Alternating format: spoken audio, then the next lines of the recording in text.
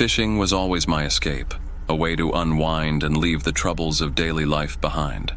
Blackwater Lake was my go-to spot, a secluded body of water nestled deep in the forest. I had spent countless peaceful afternoons there, but one evening would forever change how I felt about that place. It was late summer, and the air was thick with humidity. The sun was setting, casting an orange glow over the lake. I had just cast my line when I heard it, a soft, almost imperceptible whisper carried by the breeze. At first I dismissed it as the wind playing tricks, but then it came again, clearer this time. Leave. I looked around, expecting to see another angler or perhaps a hiker, but there was no one. Just me and the lake. A shiver ran down my spine, but I shrugged it off and focused on my line. Moments later, I felt a tug, strong and insistent. I began to reel in, excitement bubbling up. The fight was intense, the fish pulling with an unnatural strength. As I pulled it closer, I saw a dark shape break the surface. It wasn't a fish. What I hauled up was a grotesque, decayed hand, still clutching an old fishing rod. I stumbled back in horror, letting the thing drop back into the water. My heart pounded in my chest as the whisper returned, louder and more insistent. Leave now. Panicking, I grabbed my gear and started to pack up, my hands shaking. The sun had dipped below the horizon, and darkness was creeping in. As I hurriedly threw my things into my bag, I heard splashing behind me. I turned to see a figure rising from the lake, its form barely visible in the dim light. It was the figure of a man, but something was horribly wrong. His skin was bloated and pale, his eyes dark and lifeless. He began to move toward me, dragging himself through the water with agonizing slowness. The whispers grew louder, a cacophony of voices all urging me to leave. I didn't need any more convincing. I sprinted to my car, my breath coming in ragged gasps. As I drove away, I glanced in the rearview mirror. The figure stood at the edge of the lake, watching me with those soulless eyes. I never returned to Blackwater Lake. I did some research and discovered that the lake had a dark history. Years ago, a man named Jacob Harper had drowned there under mysterious circumstances. Some said it was an accident.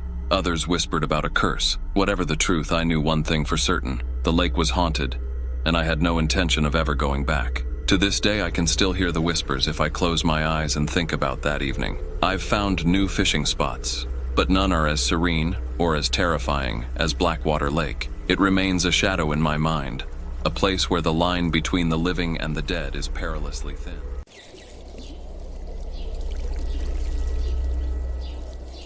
Whispering Lake had always been a place of solace for us, a sanctuary from the hustle and bustle of city life. Nestled deep in the woods, its waters shimmered tranquilly during the day, reflecting the lush greenery that surrounded it. But beneath its serene surface lurked secrets that no one dared to speak of until that fateful summer. It started innocently enough, with my friends and I planning a weekend fishing trip.